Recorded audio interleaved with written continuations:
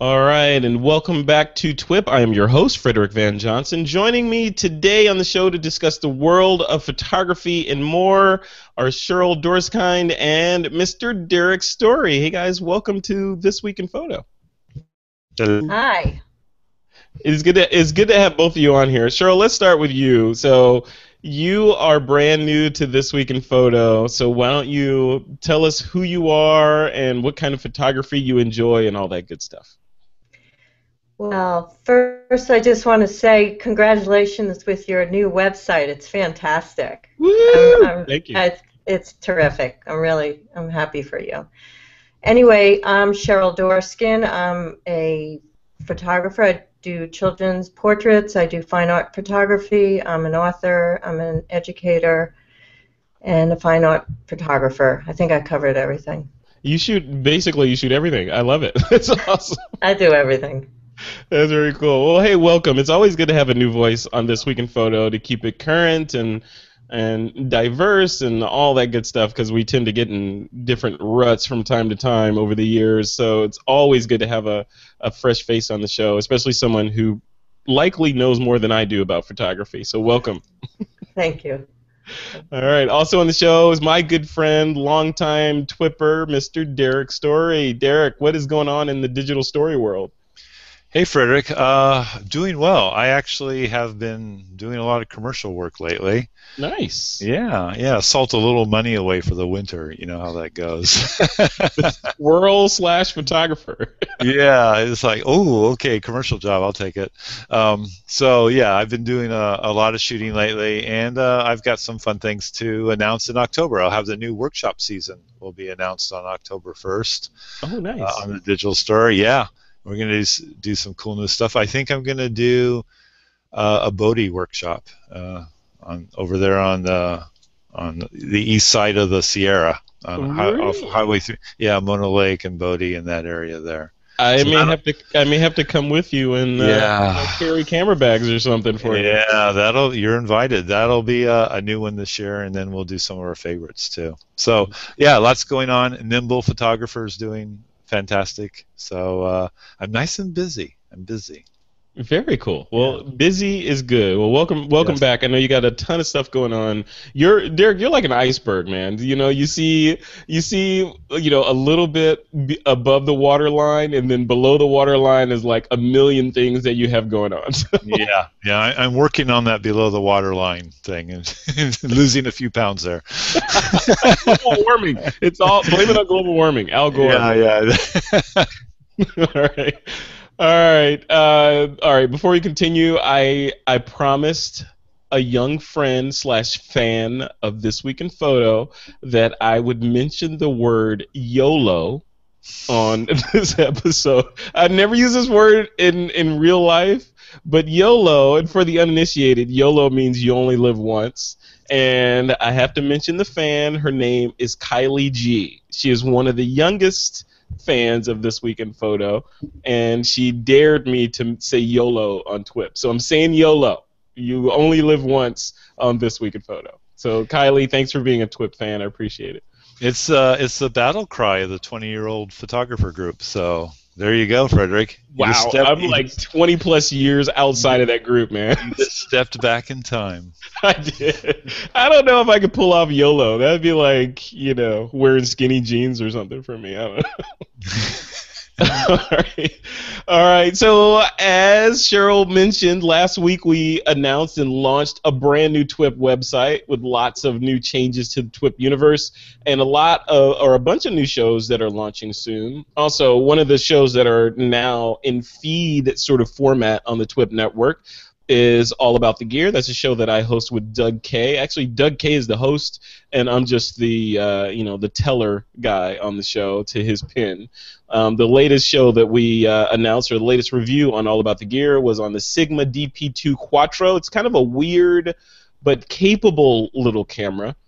And also remember, All About the Gear, the show, is now available as a separate podcast. Today it has only been a YouTube playlist/show, and now it is a fully subscribable podcast available in the iTunes directory and via RSS on This Week in Photo. So if you want to subscribe to All About the Gear, just go to thisweekinphoto.com/gear.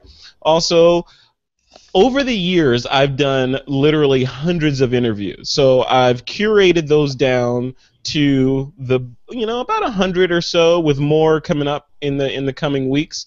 100 or so interviews, and in the latest interview on this new show that we're calling TWiP Talks, I sat down with Western Digital's Vice President of Marketing, Scott Vorey, to discuss some of the new products that they just released. So check that out. That's at thisweekinphoto.com/talks.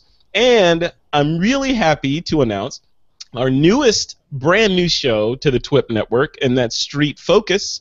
And it's a show that's focused all about street photography, and it's hosted by TWiP regular Valerie Jardin, or Jardin for the the folks with the American accents. So Valerie is talking about all about street photography, interviewing high-level street photographers, talking about gear, techniques, all that stuff. And you can find that show at thisweekinphoto.com/street. And you can subscribe to all of the shows, the ones that are there now, and the upcoming ones that will be released over the next coming months at thisweekinphoto.com/subscribe. All right, guys, before we jump into this episode of the show, I want to thank our sponsor for this episode, and that's our good friends over at squarespace.com. All right, let's jump into story number 1, and this is all about iOS 8. So if you're living under a rock, you may not have seen this release, but last week was all about Apple. They launched the new iPhone. What is it? The 6 and the 6 Plus, and the new Apple Watch. Of note to photographers are the photography capabilities within the new iPhone, and also this new shift away from iPhoto into the new Photos app. So on Apple's site, they say, with iPhone, people are taking more and more photos than ever. And as photo collections grow, so does the desire to easily find, edit, and share them wherever and whenever. That's where the new Photos app comes in. So that's great, and a great indicator of where things are going with regard to iOS editing and all this cool stuff, and the integration with the upcoming Yosemite release of macOS. But I talked to Joseph Linaski earlier today, actually about an hour and a half ago, and he runs a site. He's a frequent TWiP host. He runs a site called thephotosexpert.com, and he told me that he found after updating to iOS 8 that iPhoto no longer works. So, and instead, when you click the iPhoto icon on iOS 8, instead of launching the app, it says, quote, iPhoto is not supported on iOS 8. Your photos, your photos and image adjustments will be preserved in Photos, or the new Photos app. So, basically, like a good minion, you click the import button, but the rub is after you import your photos, all of your slideshows, galleries, collections, etc. that you had sort of put together in iPhoto are gone. So you have the image adjustments on your photos, but the collections that you meticulously crafted and slideshows that you put together lovingly are gone. So unfortunate. So Cheryl, I want to start with you on this. So you're brand new to TWiP, so I'm not sure if you're Android, iOS, Windows Phone, whatever. But you've seen this story. What do you think about this? I mean, Apple's kind of moving into the direction of this unified Photos app, but we're hitting a bump in the road. The first bump in the road is this migration. What do you think? I think whenever there's a new operating system, there's always problems. I'm an Apple person. I have a lot of Apple product. I did update my iPad today and tested out the new photo app. It's nice. They have all these. You can change the picture like you could do on Instagram. So I see where they're going. They sort of want you in their land. I never liked iPhoto. I thought it ate the photos. When stuff went to iPhoto, I didn't know where it went. So I think it was. I don't like that program. I feel really bad for everybody who. Most people who use iPhoto aren't really, really tech savvy, and if I'm insulting someone, I'm sorry, but I think they're going to have a real problem because you can get the stuff out of iPhoto, but it seems like it's a complicated task to do that, and I feel bad for all those people. Yeah, yeah, and I feel bad specifically for Joseph, my friend, because Joseph is like fully or was slash is fully invested into the Apple ecosystem and build the slideshows, all this crazy stuff going on, because he was formerly known as the aperture expert, and now he's the photos expert, and now Right. he's got to rebuild everything, and presumably there's a lot of stuff to rebuild. Derek, you saw this. You've written books about all this stuff, and so you're an expert. Was this? I mean, why why not preserve my collections and slideshows and all that, or is this just a price of progress? I think it is the price of progress, and I think this is probably going to be a bigger bump in the road than what we see on Yosemite, which I think that transition from Aperture and iPhoto to Photos on the Mac, I think will be a little bit smoother than this. I think they did a give and take on this on Photos. Yeah. They did a give and take. They gave us a lot of image editing controls. They gave us some cool black and white conversion controls. Mm-hmm. A lot of nice stuff. And I think one thing that people don't realize, the one area I was disappointed a bit with was that the filters hadn't changed from the previous app.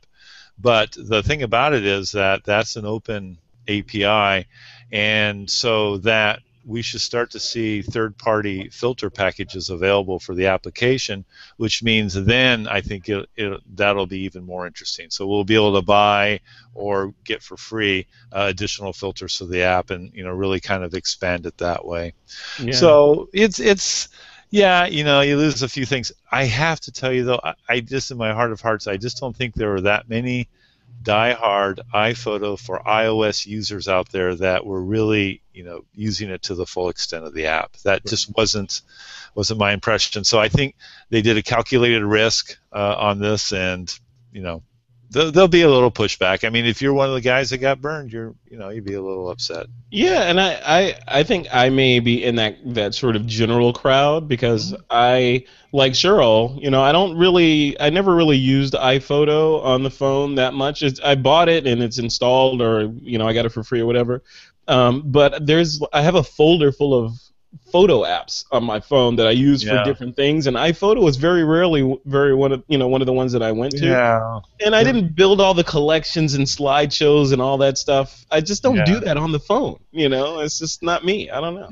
And that could have been part of the discussion, about all of this. That they probably did a little bit of research and going, maybe we tried the wrong direction with this, and we should try something else. And I think Photos represents something else, and we won't really be able to appreciate Photos or understand what we don't fully like about it until we see Yosemite and how all of that integration comes together. So right now we got a table with one leg, and we need a little bit more. Yeah.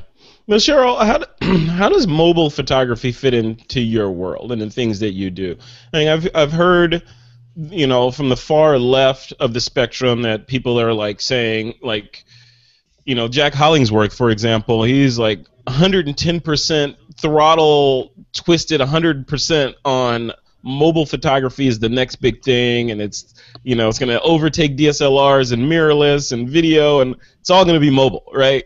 And then on the far right, I hear people that are like, what, that's awesome. I take a picture of my parking space every now and then, but when I really want to do photography, I pull out my proper camera. Where do you fall in that matrix? I only use my pro cameras when I'm working. Well, I shouldn't say only, but generally speaking. And I have my iPhone with me all the time, but it's just there in case I need to capture something. I use those Canon G series. I take that with me everywhere. Yeah. And when I'm not working, I like to walk around and photograph a lot. So I just have that camera with me, and when they break, I get the next one. And I don't, I don't know. I probably might go mirrorless when this one breaks, because I live at the beach and I'm always at the beach with the camera. So it's just a matter of when it will break. But yeah. So you're I mean, you're not that person that's like, okay, this is cutting edge technology on the phone, the iPhone 6 and 6 Plus, with all this magic camera in there. I'm going to see if I can't replace my DSLR slash no, mirrorless with a phone. You're not well, that I'm person. getting a 6. I'm getting a 6. The Plus is too big. Yeah. But no, it's a tool. It's a toy, and it's a way to communicate. But you can't use it for working. I can't. But that said, you can take beautiful pictures with iPhones, and you can hang them on walls. But it just it would be great if they made the phone if it had RAW. Yeah. Like that. That other phone we're going to talk about soon. Yeah, that Panasonic we're talking about. I want to get Derek's thoughts on this too. So Derek, I would say you're the geek's geek, right? You get excited about this stuff when it comes out, true. and you have to fight the urge of want versus need, like the rest of us. Right? So when you saw this, how do you fall in that? Cheryl falls in the camp of, you know what, it's a snapshot camera. If I want to do serious photography, I'm going to use my proper camera. You're the nimble photographer, though. So where do you fall in on that? Yeah, you're right about the temptation thing. I just wrote my last journal entry was that my eyes are bigger than my credit limit. Amen. I like this stuff. I love shooting with the iPhone. I love shooting with my mirrorless cameras, and then I use DSLR still for my commercial work. So I'm using the whole spectrum. But a lot of times I'm surprised at how good of photos I get out of the iPhone 5S, and I'll pull it out. I want to do a blog post on something, and I'll go, I should probably go grab my camera out of the cabinet or something, and I'll say, well, I'll just do it with the iPhone. And so I'll just, set up a little reflector, with a plate or something or whatever, and shoot the shot, and it's good. Yeah, right. It's like very good, and clean it up a little bit, crop it, and push it on up, and I was just going, man, this is really nice. So I have a high appreciation of what Samsung, Apple, those companies are doing. Nokia with their latest, the Sony, smartphones. They're very, very good image quality. Xperia, yeah. Outstanding. DxO gave a very high rating. So I'm very impressed with what they've managed to do. And the thing that I will say that I like about the smartphones is that the Apple and Samsung and those, they use the firmware to update our device and to make it better without having to buy new hardware. Yeah. For the life of me, digital camera makers have just really started kind of catching on to that lately. We have a couple nice firmware updates with the Fujifilm X-T1 and the Olympus EM1, but virtually, why aren't they making our existing digital cameras better? But Apple and Samsung do, and iOS 8 is a great example of, hey, I still have a 5S, but I have a lot of new features. Yeah, I know, I love it. I think in the future, there's like this diminishing returns, right? So it's like, I'm getting older, and the future is coming. So at some point, I'm not going to care what they release, and I'm just going to be like, yeah, get off my lawn, kids, whatever. Yeah. But until that happens, I want to see, I want my mirrorless, my Panasonic GH4, for example. I want it to have Wi-Fi. It has Wi-Fi capabilities in it, but I want it to, when it's in my home network, to connect and update itself and tell me somehow that, hey, I've just added this new thing. You've got an intervalometer now. I want that kind of seamlessness to happen. Yeah, I think we get that with smartphones. We get, right. I think, a much better user experience. And I got to tip my hat they've put a lot of pressure, Apple and Samsung in particular, but also Sony, HTC, all Nokia. They put a lot of pressure on camera manufacturers to kind of get their act together. Right. Right. Yeah, and I'm looking for that act to be gotten together. To be honest with you. Well, I mean, you do a lot, but it's weird. You like in my house. There's arguably I'm like in probably a Derek Story type household where it's very geeked out, right? So yeah, I got a few things here. Yeah, there's a few things floating around, and I think in things that aren't state of the art start contrasting with things that are. For example, like the Xbox One acting as an entertainment center that I can talk to. Right. That I can just go sit down on my couch and say, Xbox, go to Netflix. Exactly. And I'm in Netflix. I find myself in my bedroom. There's just a little Apple TV in there, wanting to talk to my Apple TV, but I can't. So, and similarly with my cameras, I want them to update automatically, like Nest does. Because it's connected, it knows what's best for it. It should just update. How come this stuff doesn't happen? I don't know. Well, and I mean, it can go beyond that too. I mean, you should be able to walk into the room, and the photos that are on your camera should be able to automatically go onto a wireless drive on the network. With you just coming in the door. Yes. By the time you get your cold drink and take off your shoes, then the pictures are ready for you to work on. Yes. This is not hard. People know how to do this. I know. I mean, and we're armchair quarterbacks here, but still. Yeah. I mean, like, Cheryl, what about you? Like, in your household, like, do you need this level? Derek and I are clearly in Silicon Valley, right? So we're marinating in all that is geek, right? You're cool and out there in the Hamptons, so you represent the cool, sort of level-headed version of this conversation. Does this stuff? Do you care about this level of technology? Would it help you, or are you just like, you know what? Just let me take pictures and be done with it. No, I love technology. Yeah, I don't even know what to say. Yeah, I love technology. I mean, I'm not like into it like Derek is, but yeah, I would like to walk in and my camera upload and talk and have things be robotic, and why not? Yeah. But yeah, I don't know. It's the future, man. I mean, this is the where things need to go, and I think it just needs to be easier. Like, I can get in. Like I was saying, I can sit in the living room and talk to the Xbox and watch a movie, watch Netflix, go on YouTube or whatever. Then I can get in my car, which has voice control in there, and I can navigate the stations and all that. If I'm walking around San Francisco, I can whip out my cell phone and talk to Siri and use iOS 8 to navigate around the city. So it's just things like that.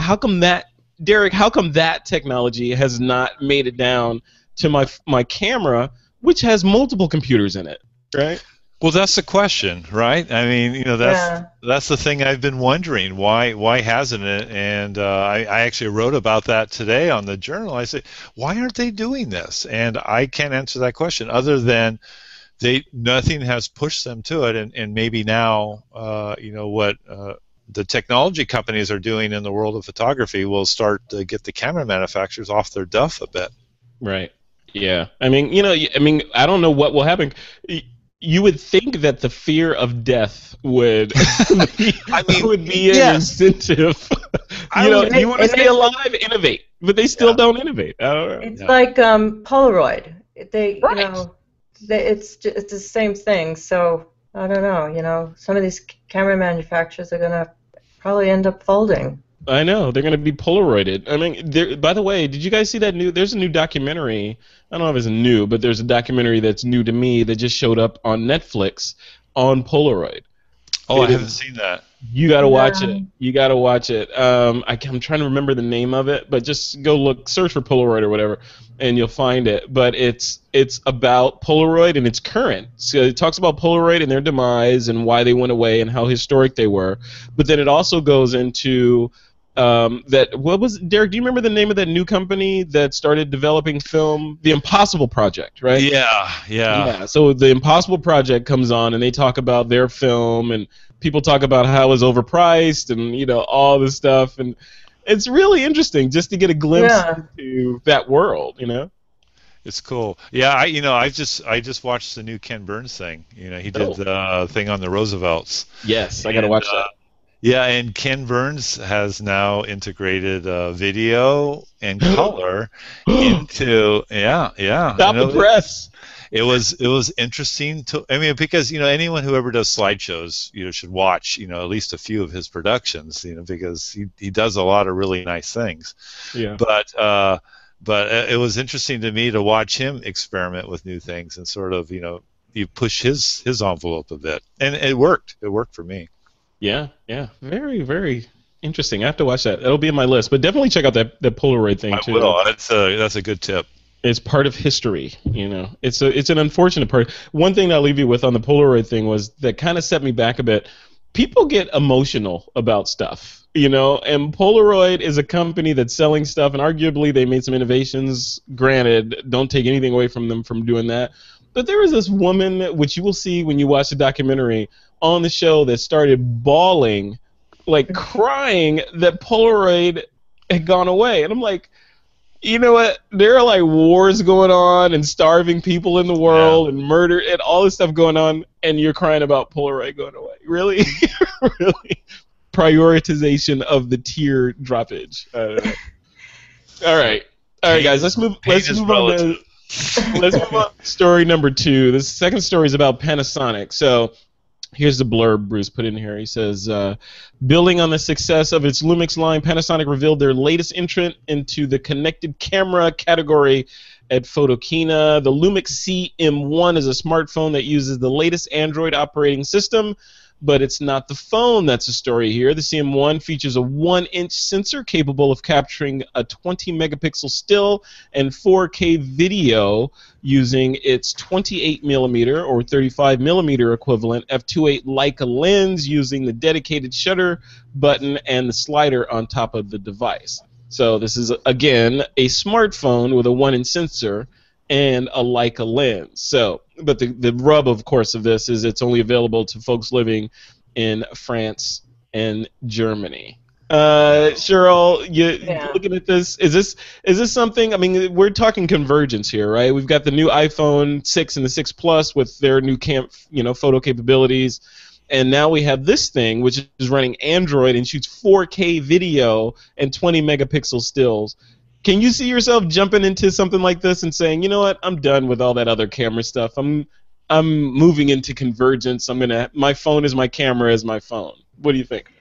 I think it's great because the camera shoots raw. I think that's great. I actually went on DP Review, and they have like an incredible amount of chatter about this phone. It seems people are very passionate about it. They're probably up to 300 comments, but from everything I scanned, it seems like they think they missed the mark on a bunch of things, such as there's a problem with the flash. Derek, you probably know the tech reasons what's wrong with the flash, and then there's the 4K is only good for up to 30 frames per second, I think it was, and I don't know. And also the iPhone has a wider aperture, and it has, I think it has a better lens. So, but it's interesting. But I'm an Apple person, not an Android person. Yeah, I mean, it's interesting that we're defining this category now, though. But the cameras. So, Derek, this looks like a camera masquerading as a phone, whereas the iPhone 6 Plus is a phone that has awesome camera capabilities on it. Do you agree with that, or am I missing the mark there? No, I think it feels like we're talking about the Lumix now. Yeah, Lumix. It feels like a camera first. I mean, it's a handsome little guy. Yeah. I like the way it looks, and but it looks like a camera, and I think that's probably the priority. If you decide to go this way, you're probably thinking photography first, and maybe smartphone features or portability second. Right. It's going to cost you because I don't think it's going to be even when we get it here in the States, I don't think it's going to be a subsidized device. So you're probably going to have to pay the $1,200 or so for it. So I would think that if you are a diehard mobile smartphone photographer and you literally just want to carry one device, you could justify the price with this. And I'm sure they're going to smooth out some of the flaws over time. Panasonic's pretty good about that. Yeah. So and I don't know how they keep the thing cool. I mean, a 1-inch. Probably the reason why the 4K's limit is probably starts to melt after a few. Because keep it in your pocket and you start burning things. Very one-inch sensor is huge too. Right. Yeah. I mean, for a device that small, it's very big. Yes. So I mean, Fujifilm decided not to move up to a 1-inch sensor when they came out with the X30, which is a pretty good sized camera. So, Canon, of course, they just did their 1-inch sensor thing, and Sony's been doing it for a while. So this is pretty bold, I have to say. Panasonic put their big boy pants on and just said, "Yeah, we're gonna." Yeah, they're walking around very, very proud. I look at devices like this, particularly this one, and I think, would I use this, right? So. And maybe I'm not the perfect, but I would say maybe arguably I am the perfect target to be asking that, because I'm in the iPhone sort of ecosystem and I have Android devices like a Sony tablet and the Moto X and all that, but my primary driver is the iPhone 5S. And I'm a photographer and I shoot Panasonic gear, the mirrorless gear, which has Wi-Fi and all that. So I look at this and I think, okay, if I was to get this, when would I leave the house with it? So, I mean, am I going to make this my primary camera? Is it going to replace my iPhone? Especially on the heels of the 6 and the 6 Plus. Would this new category replace my iPhone? Probably not. Or the other side of it is, this new GM5 that Panasonic announced that I'm lusting after. No, am I going to take my GM5 out with my iPhone and then call it a day? I don't know. Like, who is this guy for? Derek, who is this phone for? Is it the new guy or is it? No, I don't think it's a new guy at all. It's one of the things that Cheryl mentioned earlier was the ability to shoot RAW. Right. Mobile device. Yeah. So this gives you that, with a pretty decent sensor. So I think it's just the opposite of the new guy. It is the guy that is a serious photographer, serious geek, really wants to do the one device thing. And if the phone lives up to its end of the bargain, so that you truly can use it as your smartphone. And all the other little things that you have to do, you could probably have a very nice photography life with just this device. Yeah. I think it's going to come down to, though, for me, is like, how is it to use it? The specs are one thing, you get all excited about it, but how is it to actually take pictures with it? And that's a big question. That's how I am with the iPhone. I know a lot of people that pre-ordered the new iPhone and 6 Plus and the 6 and all that, and they're on the list and they're all happy, and some of them have them already, And I'm like, maybe it's the cantankerous old man in me, but I'm thinking, like, this is a big phone. How are you sight unseen buying this thing that's gonna? Oh, that's a good point. Life? I was holding it the other day, yesterday, and this woman had pre-bought it, and I said, "This is huge. You can't." I didn't even know her, but I said, "You can't hold this thing. I can't hold it." You're trashing her purchasing decision. and then I said, "I'm so sorry. It just blurted out of me. It's huge." So she, of course, is going to return it, but I'm getting a 6. Yeah. I'm excited about it. But, I wanted a large phone, and to all those Android people out there, I'm an Android person. I have a Moto X, so I have a foot in that crowd. But the Android faithful that come to arms at any negative thing that against Android, they will be quick to say that Android has had this size phone out for quite a while, and they're true. It's not like Apple reinvented this category or this size of phone. So there's that. So I'm now acknowledging that, but I'm just thinking, like, even here, I'm holding up here's my iPhone, right? This is the 5S, and then here's the Motorola, the Moto X, and the Moto X is just a little bit slightly ever so bigger than this one. So when I got the Moto X, I was thinking, this would be perfect if it's just a little bit bigger, but not giant like those big phones that look like you're calling in an airstrike or something. You know, I just want. How do you walk around with them? I mean, you have to hold it. You don't. I think that's it. You don't. But I want something that I can, like the iPhone 5S is great, but it's just a little bit too small, and I lust after just a little bit more space to get stuff done on that doesn't force me to go to an iPad. So there's something in between there, but I don't know. I mean, sight unseen, I don't know if I could pull the trigger. I know for a fact I can't pull the trigger on getting that 6 Plus without sitting and holding it in my hand and saying, okay, well, and this will fit in my cup holder in the car, Well, yeah, I mean, it's a great point, and I think a lot of the new devices that we saw just announced, both from Apple and then Photokina, right? We're coming off of Photokina week where we saw a ton of stuff, and you look at it on the screen of your computer or your mobile device, and you really can't tell.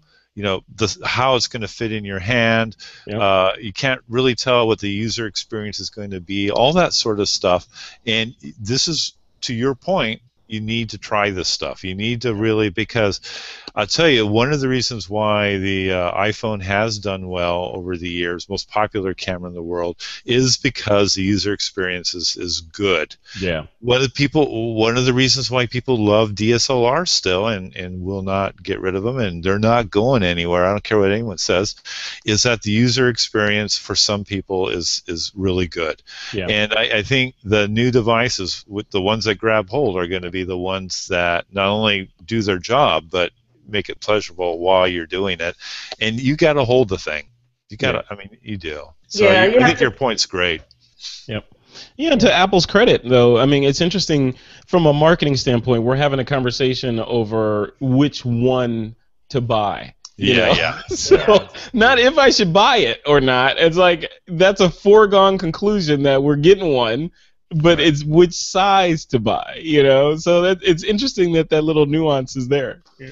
Well, I am on the S cycle, so I'm gonna wait and see how this all shakes out, and then next. So you're not jumping in with both feet on this version, huh? You're gonna suffer it out with your 5S. Yeah, I'm gonna hang out with 5S. 5S running iOS 8. That's not a bad deal. Though. I mean, this is where you have to step back and take a breath and go, okay, reality check here. Yeah, I'm okay for now. And I'll never say never. Something could come up where I decide to make a change. But right now, I'm going to sit back and see what they do with the refine. These are two, like you said, these are two new phones, new form factors, new everything. So I want to see what the refined versions are going to look like too. Yeah, I'm with you. Don't what they say? They sit back and let the settlers take the arrows. Yes. Right? And then use that all the time after all that mess is over and hang out. All right, cool. So the next story that I want to talk about. So we talked about the Lumix CM1, by the way. That's what the camera phone we were talking about. But Twitpic, if you're a fan of Twitter and you've been sharing images on there, in the early days, there's a service called Twitpic that allowed you to essentially quickly attach a photo via a URL to a tweet, and it quickly became the standard. So, unfortunately, lacking the resources to defend itself in a lengthy battle with Twitter proper, Twitpic is officially shutting down September 25th. So as we record this, we're recording this September 22nd.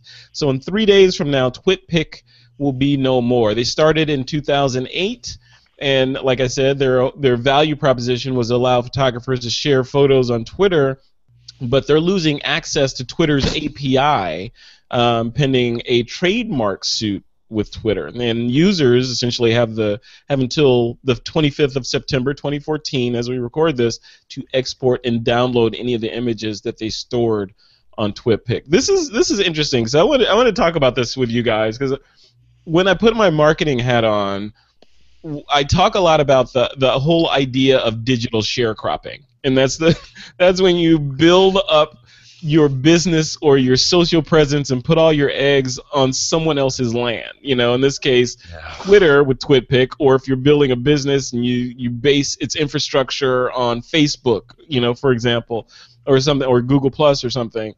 you're building on someone else's land or renting a room from your brother-in-law. You know, so when that goes away, your stuff goes away. In this case, it was TwitPic that built their entire infrastructure and business based on Twitter.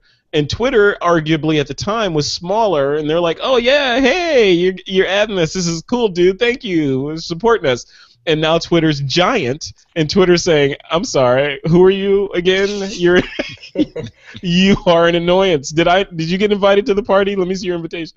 So Derek, when you saw this, am I off base with this whole digital sharecropping thing? Should they have done this or what? What do you think?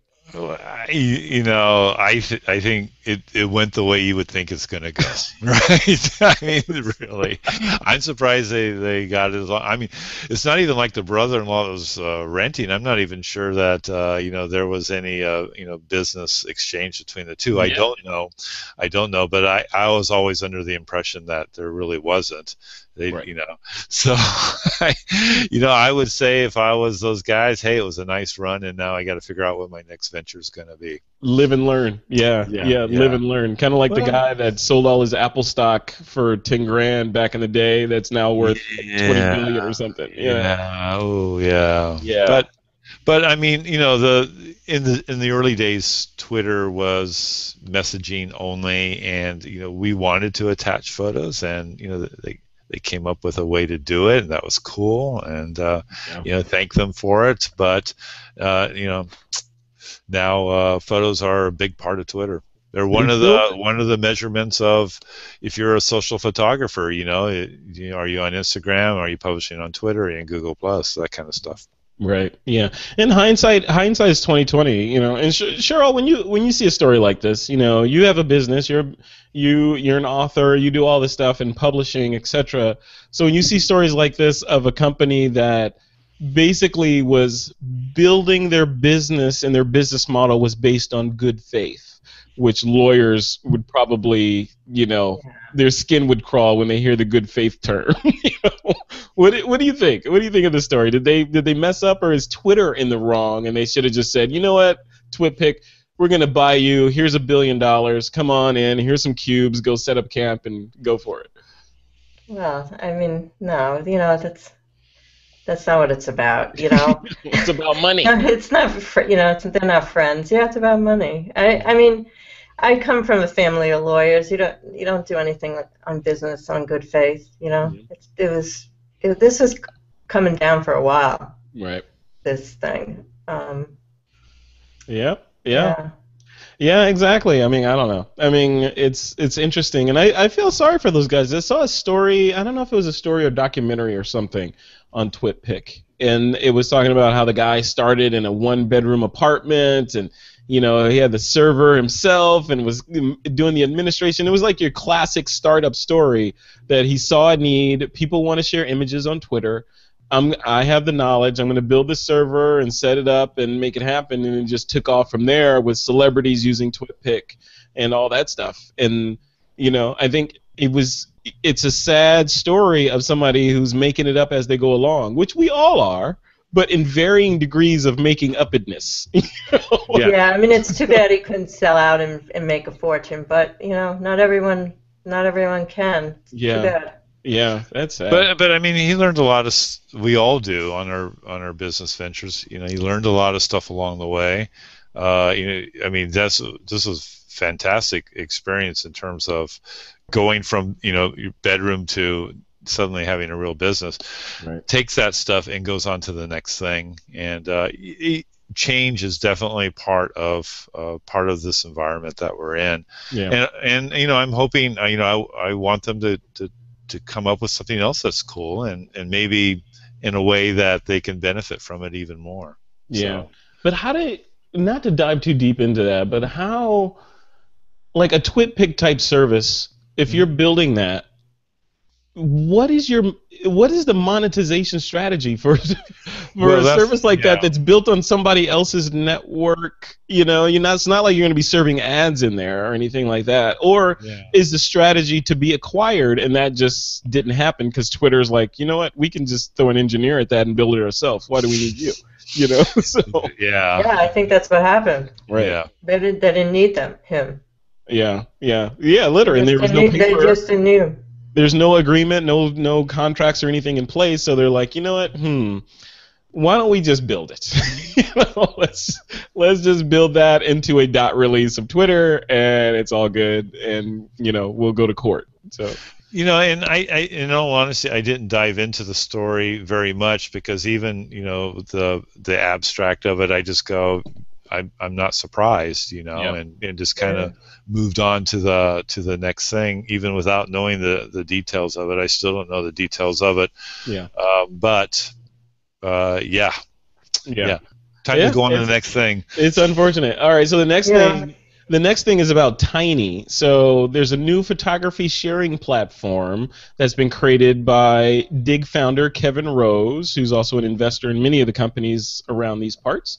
So Tiiny, here's their little tagline. Tiiny is a unique photo sharing app that hopes to address the anxiety of sharing photos and videos by keeping them small and disposable. So basically it's like Snapchat.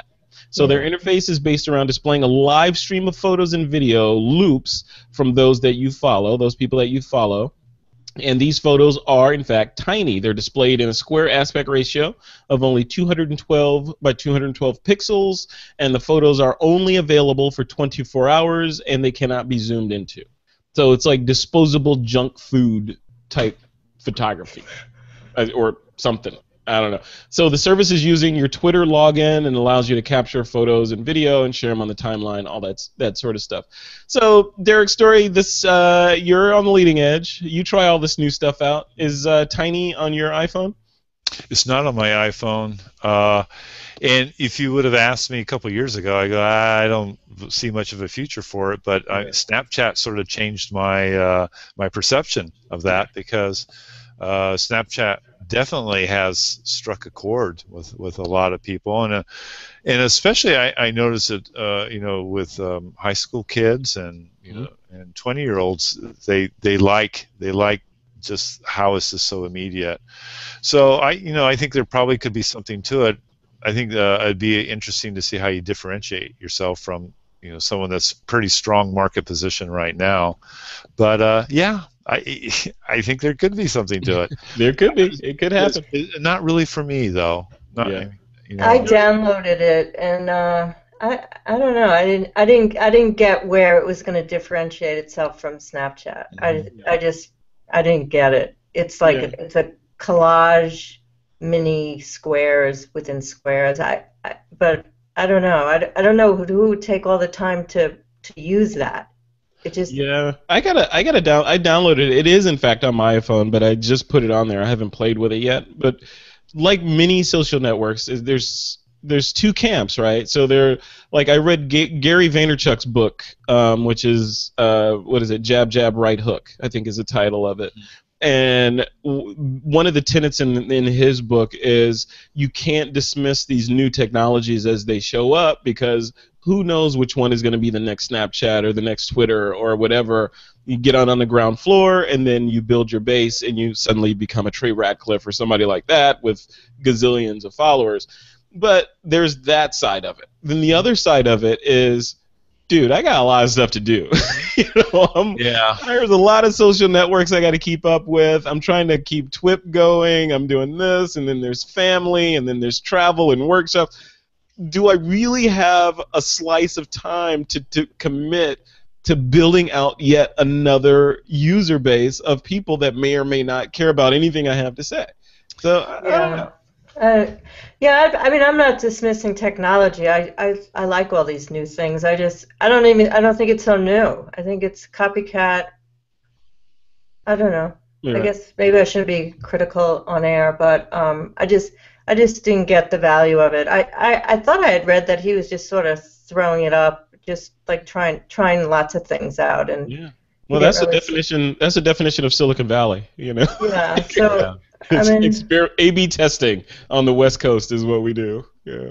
I don't know. It's interesting. I'm gonna play with it and see how it goes. But because the old me before I read Gary Vaynerchuk's book, Jab Jab Right Hook, I would have just dismissed it and said, you know what, I don't have time for it. It's another network, whatever. But since I've read that book, I'm gonna give it the 1-2. I'm going to go in, I'm going to dive into it and see what it's about and establish an account on there and all that. And then if it doesn't work, I'll dismiss it. So well, the thing that I ask myself on this stuff is I have to be careful that I don't overlook something too. Yeah. Is what problem does it solve? That's kind of the question I always have. What problem does it solve, and do I have that problem? And I apply that to a lot. I apply it to the Apple Watch, for example. I'm looking at the Apple Watch, and I'm going, so what problem does it solve right now? Now, if I needed to monitor my heart rate or something like that, with the way that the watch can do that with HealthKit, then that would solve a problem for me. But right now it doesn't really solve any problems that my other devices aren't. So I'll probably wait and see what happens with it. And I do that with these things too. I just kind of say, does it do something that potentially I would need that Twitter or Snapchat or whatever isn't doing right now? And for that reason, I'm holding off for the moment, but that could change. They could refine it, and then maybe it will add something that doesn't happen. But I think that's a good question to ask on this sort of stuff. Yeah. It's the old question of, is this new thing a cure in search of a disease? Right. Yeah, but Steve Jobs would say he made things that nobody needed, and then you needed them. So. Yeah, he made products for people that solve problems that we didn't know we had, right? So yeah, that's a great point, because like with the iPhone, before I had my iPhone, what did I have? A Motorola, a Razr, or something like that, right? Before or the iPods. Do you remember the iPods? Yeah, and I have one now. That's a whole new thing. So we didn't know we needed all that stuff, but then they come out with the new technology, and now suddenly the world has to have it, and it's a whole new market category. So I don't know. See, it's like I said, diminishing returns. The older I get, the less I care. Yeah. So, all right, guys, but we should keep an eye on it, and we should keep an eye on all these things and see how they go. I sometimes have jumped in a little late on these things, and so sometimes it'd be nice to be in a bit earlier. Yeah, you let the settlers take the arrows, Derek. I know. That's what you do. I do, because I'm sort of like you. My base load. I used to have like an hour in the morning that I had baseline work, social networking and all that. Now it's up to like 3 hours. So I do try to guard that time. I don't want it to spill over too much into the rest of my day. Yeah, and it's the fine art of focus, which is it's not easy with all these distractions that are out there, right? Absolutely, I agree. Yeah. All right, guys, we're gonna move on. I'm gonna skip some of these little bullets that we have in the documents and jump into our listener Q&A. So Arto from Finland says he's been shooting with a full-frame DSLR for a while, and as much as he enjoys the bigger viewfinders in them compared to the old crop sensors DSLRs, he'd like to see bigger viewfinders in the next generation, or even bigger viewfinders in the next generation DSLRs and mirrorless cameras. And he's talking about bigger, kind of like the big giant ground glass type viewfinders we have on viewfinder and medium format cameras. So he wants to see those kind of viewfinders, giant screens on mirrorless cameras, and he's wondering why we don't have those yet. Derek, is that a valid question? Because we've got the giant LCDs on the back of these cameras, like the Sonys with articulating screen back there. We've got Olympus and Panasonic, and they all have the LCD, the touch, in many cases a touch LCD on the back. Do we need a giant ground glass type implementation of a viewfinder? Well, he wants an optical system, not an electronic system. So that's kind of what he's after.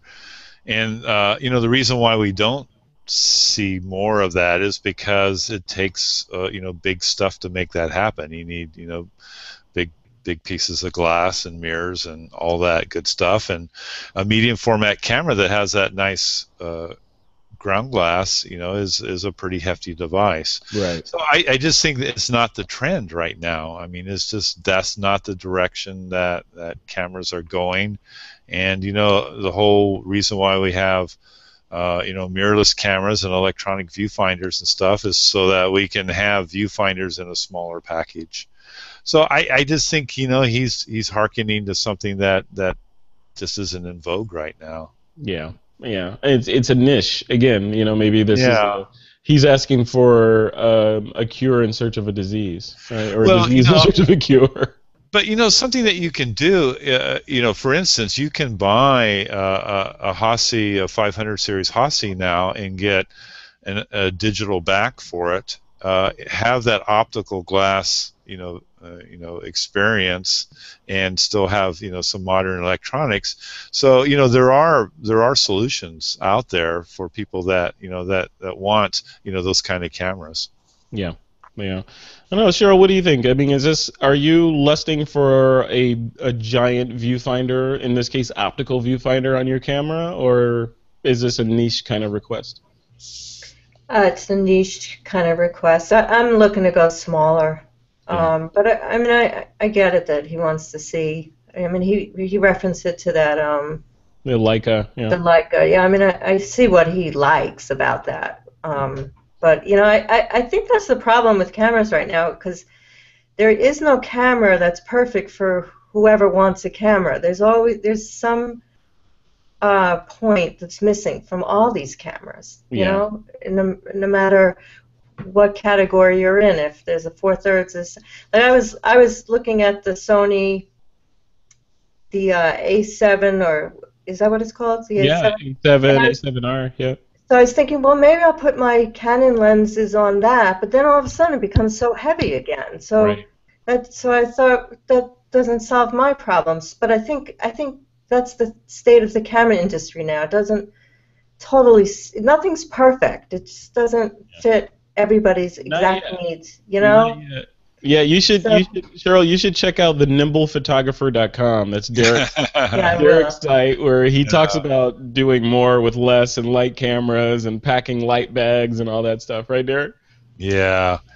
I mean, that's why I like Micro Four Thirds so much, because it seems to be a sweet spot in sensor size, and then the lenses that cover that sensor aren't too big, and it's pretty sweet. Yeah. No, I'm familiar with them. If I do a job, I can't imagine going with a 4/3 camera.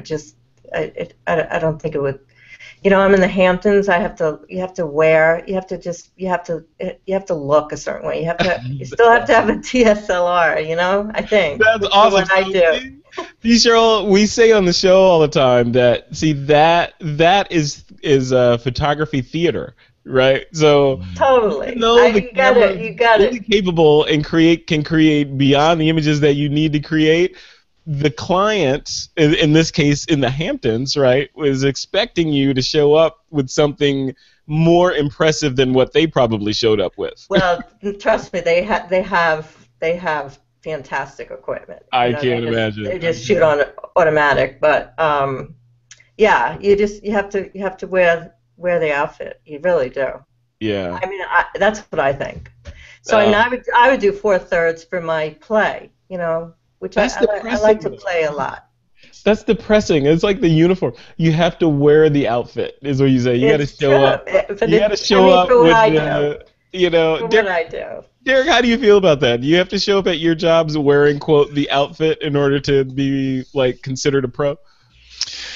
Some jobs, yeah. I do. I know Joseph and I had a little round about this, and he's going, "Really? You do think so?" And I go, "Yeah, some jobs I do." The job I just finished that went on for a couple months, big for a credit union. I did 5D Mark II with big lenses on that. It was the right camera for the job. Yeah. But now when I go to Photo Plus next month and reporting, I'm not going to take my 5D Mark II and the 70-200. I'll be taking my Micro Four Thirds kit, and as a reporter, no one cares, what camera I have, how big it is. So it depends on the job. Yeah, that's just. I mean, it's easy to say from the sidelines and be armchair quarterback and make judgments and say, "Oh, you should stick to your principles. You are the artist. No one should be able to dictate what paintbrush you use to create your art." Right? But then you're right. On the other side, there, like Cheryl was saying, there's a bit of, there's theater in there, and if you want the job, they have to, you got to present as somebody that fills a role that they're expecting to see. So yeah, I mean, I don't attach that much emotion to it. I look at it as just the right tool for the job. Yeah. If someone wants to write me a big check, then you're like, I'll shoot with a viewfinder camera from 1945. I'm not that emotional about it. I'm not going to base my integrity on how big my camera is. Yeah, so, yeah. Love it. Interesting. Yeah. All right, guys, let's jump into the picks of the week. This is the segment where you guys, the co-hosts, can recommend something to the TWiP audience as long as it somehow relates to photography. Cheryl, you are our brand new co-host on This Week in Photo. I'm going to let you go first. What is your pick of the week? Well, my pick is a new ebook called Photographing Children Naturally by me.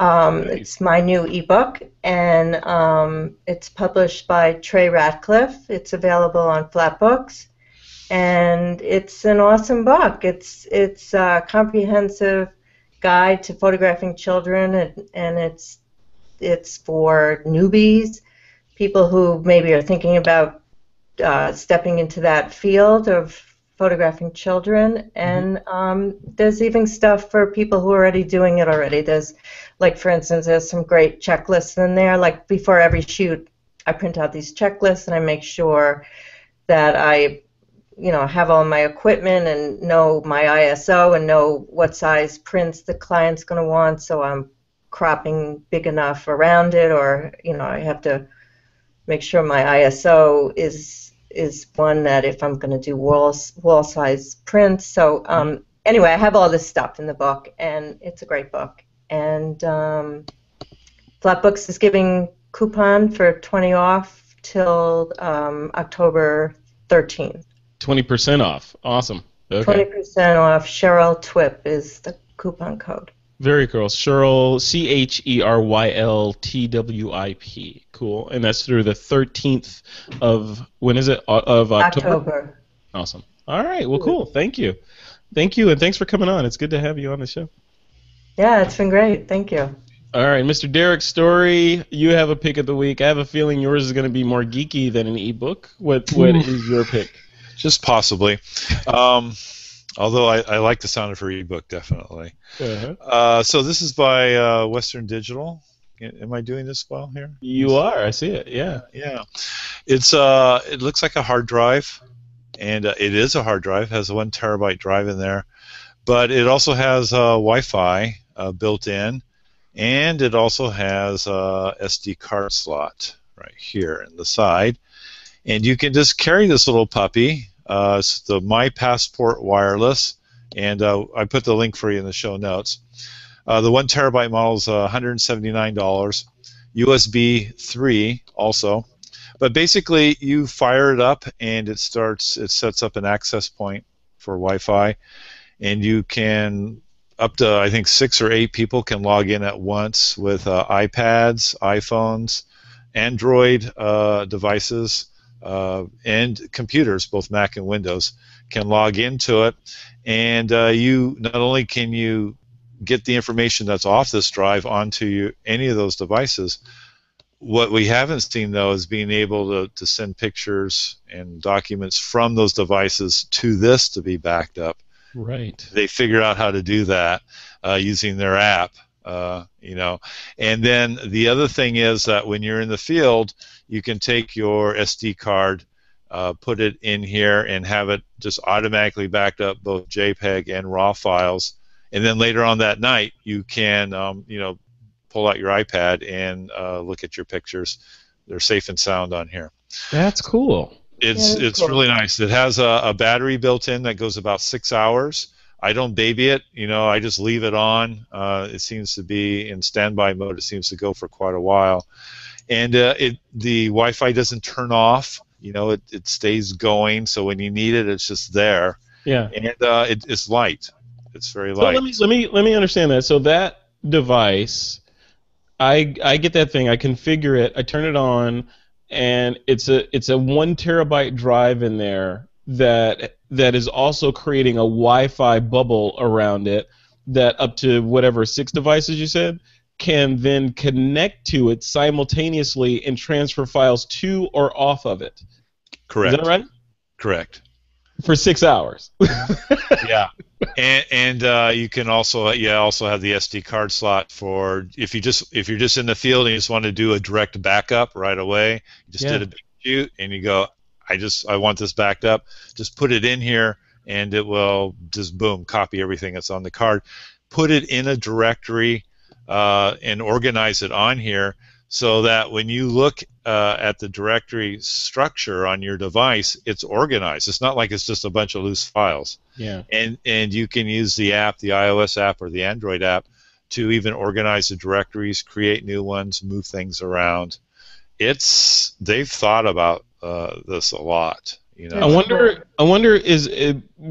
am I able to shoot to that directly? You think, Derek, from one of the Lumix cameras that has Wi-Fi, or any camera that has Wi-Fi built into it? You think I just kind of a wireless tether? I haven't tested that. In principle, yes, but it might not be a feature of the software yet. You know? So that would be something interesting to consider. Yeah. Yeah, that would be killer. Wow. But, cool. And what is it? 100 and what? This one's 179, and then there's a 2 terabyte model that's 249, and so it's a feature on the podcast, the Digital Story podcast tomorrow.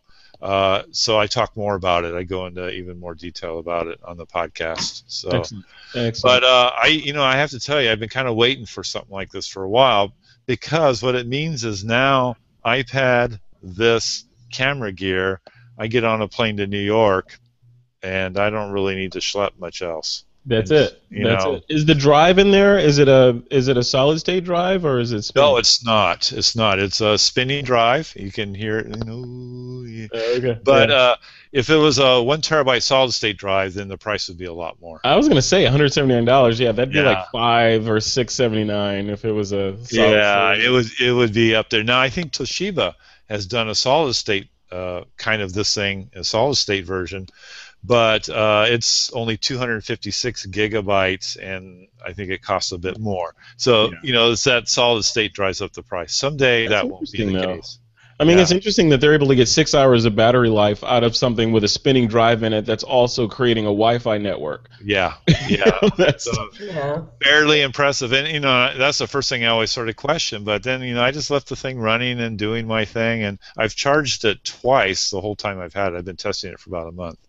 Wow. All right. It's on my list. I may have to get that tonight. That looks like a must-have trip device. Got to have that. Yeah, so you can get it straight from Western Digital or from B&H right now, so. It's not on Amazon? I'm an Amazon Prime guy. I want it Wednesday. I did it on Amazon before. It might be now. Who knows? Okay. But it's brand new. This is brand new.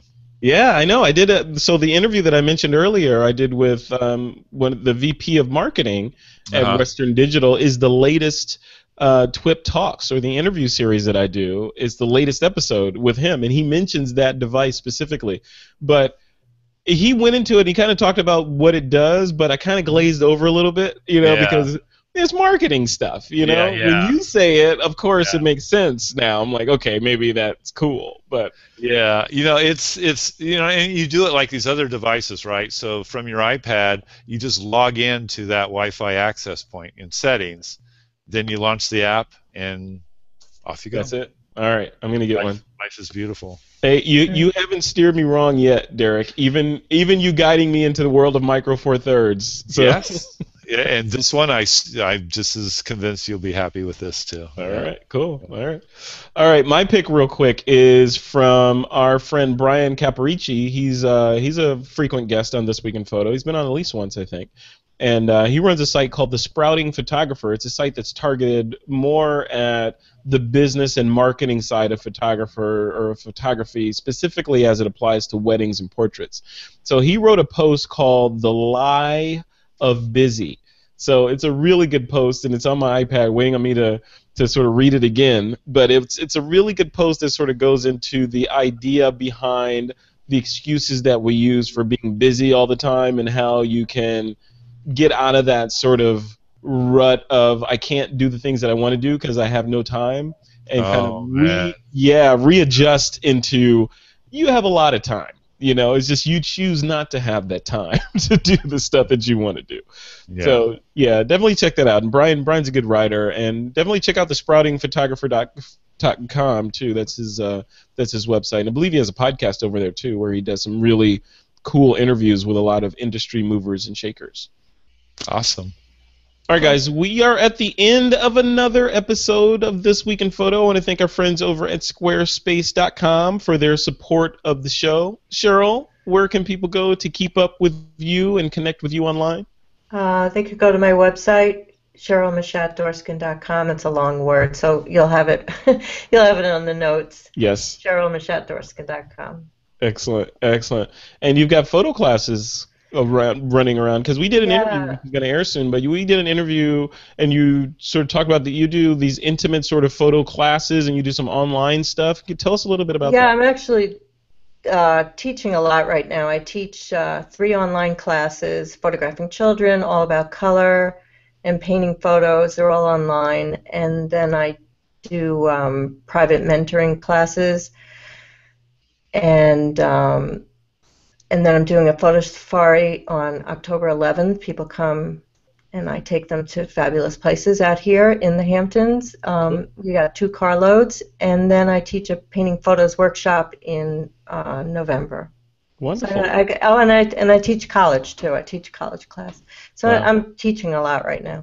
You're busy. You're busy. Well, cool. I'm busy. I'll have to read the sprouting that article you said. Yes, the lie of busy. Well, thanks for coming on, Cheryl. I appreciate it. This is your first time on TWiP. You did a fantastic job. I appreciate you taking the time. Oh, thank you for having me. You're welcome. All right, Mr. Derek Story, what about you? What's up for you? You said at the beginning of the show that you've got your workshop series kicking off again. What's going on? Yeah, I'll announce that on October 1st, and everything goes through thedigitalstory.com, and including the Nimble Photographer is linked to that from there, and Instagram and Twitter and all that good stuff. So just go to the one spot and then play all you want. Lots of good things. And the weekly podcast, of course, every Tuesday. Yeah, the Digital Story. Yeah, you're prolific. What episode number are you up to now on the Digital Story? 450 something, I think. It's insane. Yeah. That is insane. Yeah. I was thinking I better think of something to do for the 500th episode, because it's going to creep up on me, and you don't want to do the 500th episode and say, yeah, I'm talking about Canon today. Yeah, or you can just let it go and just be like, it's 500, whatever. I want to do something. Maybe I'll give away free cameras or something. Who knows? There you go. I think you should give away a free Panasonic GM1. How about that? Yeah, and then you can give me a GM5. Oh, I'm sorry. Yeah, GM5. That's what I meant. That's what I want. I know. We got to talk about that. Hopefully, Doug K will get his hands on that GM5 soon and do an all about the gear episode about it. That's that won't help my cause. That'll just make me want it more, I'm sure. I know. You should stay away from Photo Plus Expo, I think. So. I'm gonna be at Photo Plus Expo. So if you're going, come by. Anyone's coming by. I'm gonna be hanging out with you for a bit, right? Yes. You will be in the photo. So that is where you can find me thing. So okay. I'll be at the Panasonic booth at Photo Plus Expo. We're going to be doing a bunch of interviews there. Derek's going to be interviewed. And we're going to be giving away, Derek, I don't know if you know about this, but we're going to be giving away, TWiP is giving away a GM5. Panasonic. Right. I'm probably excluded for some, reason. That would look bad if you won. So. No, it would look good because... It would look good on your shelf, right? It looked good in my camera bag, and I would promote it, Frederick. There you go. Look what Frederick gave me. So to enter to win that, because there's going to be so many people that want that particular camera, I've set up a page on thisweekinphoto.com under the events area for the Panasonic thing. So just go to that. You'll see the Panasonic Photo Plus event there, and on that page you can register to get in the drawing for this particular camera. So if you want it, Register, because a lot of people will say, you know what, I will never win anything, so they don't register, and there ends up being like 200 people in there, and that's it. So I would suggest you register to win that, and if or I may just keep it for myself. I don't know. No. I could use one. Look. You have a GM1. You don't need it.